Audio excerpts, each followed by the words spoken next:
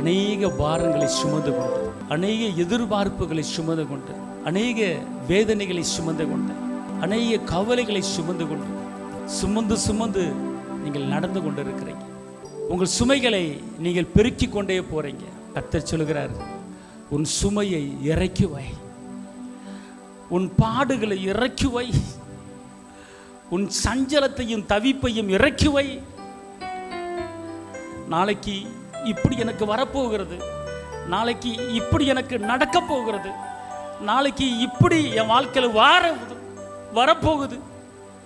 இதை நினைத்து சலித்து கொண்டிருக்கிற, வேதனைப்பட்டு கொண்டிருக்கிற உள்ளமே, நாளை தினத்தை குறித்து வேதனை வரப்போகிறது என்று பேசுகிறாய், நெருக்கம் வரப்போகிறது என்று பேசுகிறாய்.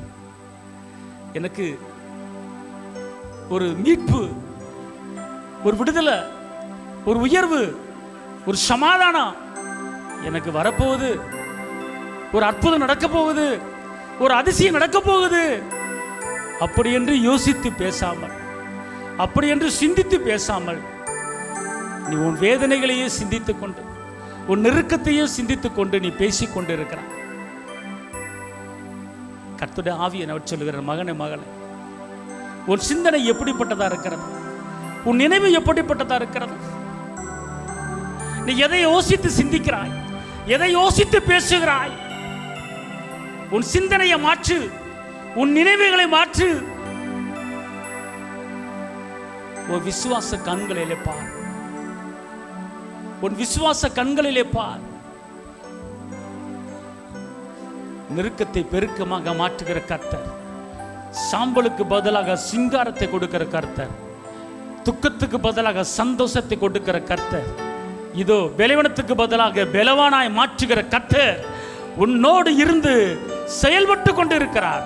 அவரை செயல்பட விடாமல் உன் யோசனைகள், உன் சிந்தனைகள், அது அவரை செயல்பட விடாமல் தடுத்து கொண்டிருக்கிறது.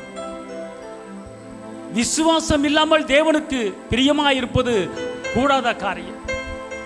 நீ விசுவாசம் இல்லாமல் நினைப்பதால், நீ விசுவாசம் இல்லாமல் சிந்திப்பதால், விசுவாசம் இல்லாமல் பேசுவதால் அவர் செயல்படக்கூடியவர். அவர் உனக்காக செயல்பட முடியவில்லை.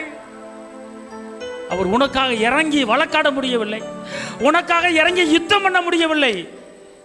அவரை வழக்காடுவதற்கு விட்டுக்கொடு, அவர் செயலாற்ற விட்டுக்கொடு. அவர் வாக்கு தத்தங்களை சிந்தித்துப்பார். நான் உன்னை விசாரிக்கிறபடியால் உன் கவலையை என் மேல் வைத்து விடு, நான் உன்னை விசாரிக்கிறபடியால் உன் கவலை என் மேல வச்சு விடு, நீ தேவையில்லாமல் கலங்க வேண்டாம் என்று அவர் சொல்லுகிறார்.